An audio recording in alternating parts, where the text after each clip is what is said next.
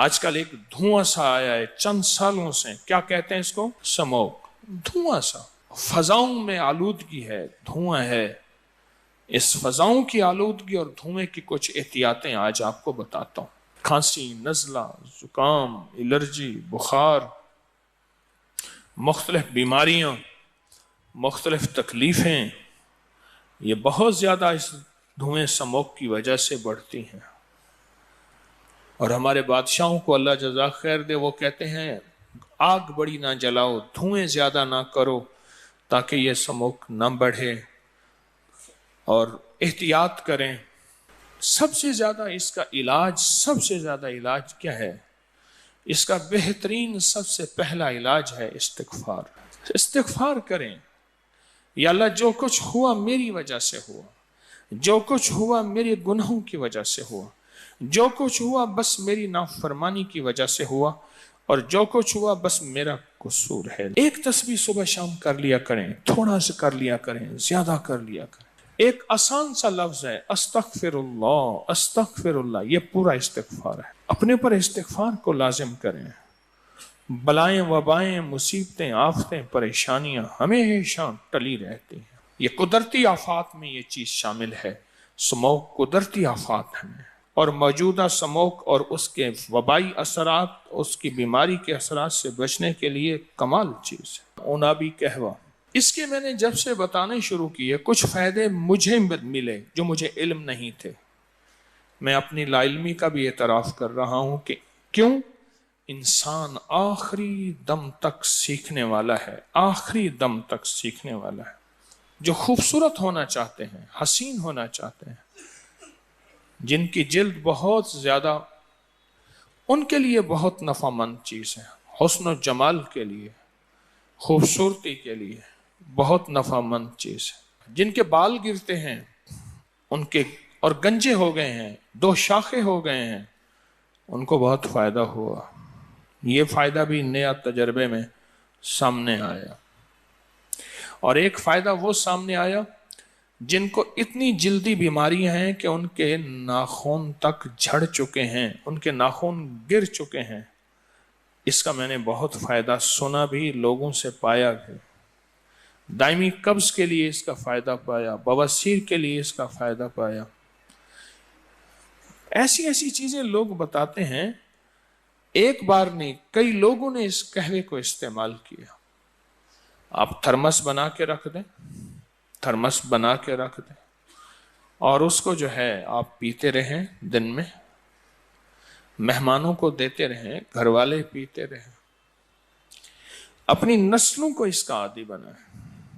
اس کا جو فائدہ مزید مجھے ملا اور اس سے بہت زیادہ مجھے استفادہ ہوا، وہ یہ ہوا کہ جن کے ہاں خواتین میں دودھ کی کمی ہوتی ہے اور بچہ روتا بلکتا ہے، سسکتا ہے، ان کے لیے بہت فائدہ مند ہے۔ جن میں خون کی کمی ہے، حاملہ میں یا جسم میں یا کسی فرد میں خون کی کمی ہے، بوتلوں کی بوتلیں خون بنا دیتے ہیں۔ عجیب بات ہے، میں تو حیران ہوں۔ پھر جب میں نے اس پہ غور کیا، میں نے کہا بات تو ٹھیک ہے، خون کی کمی ہے۔ جن کے پٹھوں میں اینٹھن ہے، رات کو ازارمند رسی ٹانگوں میں باندھ کے سوتے ہیں، ان کے لیے بہت بے مثال چیز ہے۔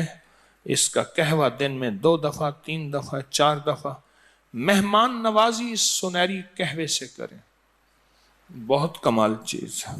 میرا مشورہ یہ ہے کہ میں نے وہ جو قہوہ بتایا تھا نا، وہ زندگی میں بہت طاقتور صحت مند چیز۔ عناب سپستان بہیدان، بازار میں لے لیں، ایک پاؤ عناب لے لیں، دیکھ لیں اس میں کیڑا لگا ہوا نہ ہو، اور سپستان لے لیں، اور بہی دانہ 50-50 گرام ایک ایک چھٹانک لے لیں۔ ان کو ہلکا سا کوٹ کے رکھ دیں، ہلکا سا کوٹیں ضرور، چائے کی پتی کی طرح۔ 1 کپ میں 1 چھوٹا چمچ، 1 کپ میں بھرا ہوا 1 چھوٹا چمچ ابالیں، 1.5 کپ میں ابالیں، 1 کپ رہ جائے۔ میں نے جب سے یہ پوسٹ ڈالی ہے، اتنے اس کے تجربات میرے پاس، اتنے فائدے ہیں۔ اس پوسٹ میں عنوان یہ تھا کہ ٹھہریے، خودکشی کرنے سے پہلے یہ کپ پی لیں۔ رات کو بھگو دیں، صبح اٹھ کے اس کو ابالیں اور اس کے بعد خوب ملیں، چھانیں، میٹھا جس کا بھی ڈالیں، شہد ہو شکر ہو کوئی بھی، اور اس کو چسکی چسکی پئیں۔ مجھے ایک صاحب نے اور فائدہ بتایا، اس نے کہ جی آپ نے تو اس کا قہوہ بتایا تھا، میں نے اس کا شربت بنایا۔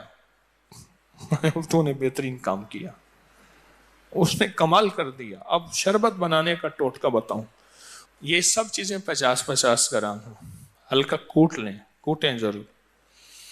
ان سب کو رات کو 1.5 کلو پانی میں بھگو دیں، گرم پانی میں رات کو بھگو دیں، صبح بھی پھر شام تک بھی۔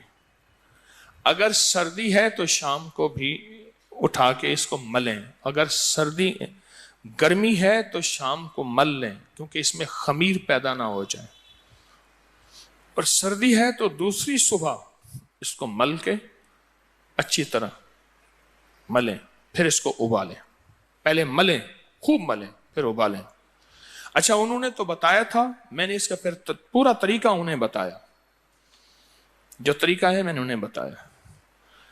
خوب ملیں، اتنا ملیں کہ 1.25 کلو پانی باقی رہ جائے تقریباً۔ اس کے بعد پھر اس کو رکھیں، ٹھنڈا کریں، چھان لیں۔ چھاننے کے بعد اس کے اندر 1.25 کلو شہد ڈالیں یا 1.25 کلو شکر ڈالیں، مجبوراً ہے شکر نہیں تو بس چینی ڈالیں۔ اس کے بعد اسے خوب پکائیں، ہلکی آنچ پہ ہلاتے جائیں اور پکاتے جائیں۔ ہلاتے ہلاتے یہ نہ ہو کہ سب کچھ پی جائیں، جیسے وہ ہلا رہا تھا، برف کو ٹھنڈا کرتے کر دیکھا تو برف کا ٹکڑا پڑا تھا، باقی کچھ بھی نہیں تھا۔ اب یہ شربت تیار ہے، خوب ذرا اسے شربت کی طرح ہلکا گاڑھا کریں، تیز آنچ نہیں، ہلکی آنچ۔ شربت تیار ہے، ٹھنڈا کریں، بوتلوں میں بھر کے رکھ دیں۔ جالا لگنے کا خطرہ ہے تو آپ نے صحیح نہیں پکایا، پھر فریج میں رکھیں، ورنہ صحیح پکائیں تو کوئی فریج میں رکھنے کی ضرورت نہیں ہے۔ اعلیٰ قسم کا مشروب ہے، ایسا زبردست مشروب ہے۔ اور اس کو اگر خوبصورت بنانا چاہتے ہیں، تھوڑا سا اس میں زردے کا رنگ ڈال دیں، زردے کا رنگ ڈال دیں۔ چیک دیکھ لیں کہ کتنا زردے کا رنگ ڈالنا چاہیے، کہ گھولنے کے بعد بھی، پانی میں گھولنے کے بعد بھی زردے کا رنگ کی پلاہٹ محسوس بھی ہو اور ظاہر بھی ہو۔ زردے کا رنگ ڈال دیں۔ یہ گرمی کا علاج، یہ شدت کا علاج، یہ ہر ان تکلیفوں کا علاج ہے جو میں نے بتائی ہیں۔ خواتین کے زیر ناف مسائل، مردوں کے مسائل کا بہت زبردست علاج ہے۔ دل کی بیماریاں اور یہ ہائی بلڈ پریشر کا علاج ہے، نسخہ ہے زبردست۔ اس سموک میں ایک اور چیز کریں، اپنے ناک کو ہر وقت تیل سے تر رکھیں۔ زیتون کا تیل ہے، سرسوں کا تیل ہے، کچھ نہیں ملتا ویزلین ہو، ویزلین سے ناک کو تر رکھیں۔ اور یہ سموک صرف آپ کے نظام کو نہیں، آپ کی آنکھوں کو بہت نقصان دیتی ہے۔